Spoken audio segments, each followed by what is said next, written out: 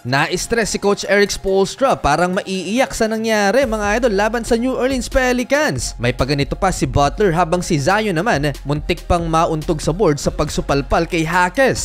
New Orleans Pelicans versus Miami Heat. Marami pa rin kulang na key players itong Miami. Kevin Love, Tyler Hero, Josh Richardson, and Duncan Robinson. Si Brandon Ingram naman ang wala sa New Orleans. Low scoring game sa first quarter, though umabot ng 12 points ang biggest lead ng Miami Heat. Naidikit naman yan ng New Orleans Pelicans at nakalmang pa nga 21-20. Hindi magandang first half ito for Zion Williamson dahil na 0 out of 4 sa field at nagtala pa ng 4 na turnover si Zion. Pero umabot naman ng 11 points ang biggest lead ng Pelicans sa second quarter led by CJ McCollum 12 points. Nahirapan si Zion sa lakas din ni Bam Adebayo sa ilalim. Salpukan ng dalawang malakas na big man. Nag-step up si Jimmy Butler with 9 points kaya naidikit nila ang laban 46-42 halftime lamang ng 4 ang Pelicans. Simula ng third quarter 1-on-1 si Jimmy Butler at Zion Williamson na isahan ni Jimmy Buckets and one play ball fake mga idol.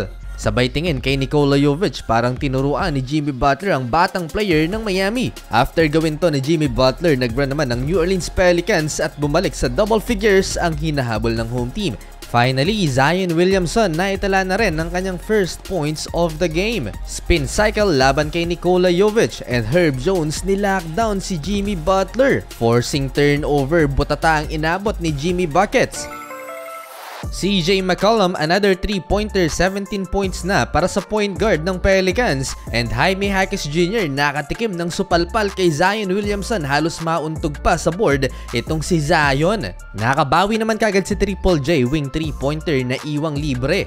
Thomas Bryant off the bench, nagtala ng back-to-back 3-pointers. Napakalaking tulong ito sa opensa ng Miami Heat. Dumagdag pa ng end one layup si Jimmy Butler, pero si CJ McCollum 3-pointer to end the third quarter, 76-66. Well, fourth quarter, imbis na mahabol pa ng Miami Heat, ang New Orleans Pelicans ay lumobo ng lumobo pa ang kalamangan ng kalaban. Sumasakit na rin ang ulo ni Coach Poe dahil hindi nila mahabol-habol ang Pelicans.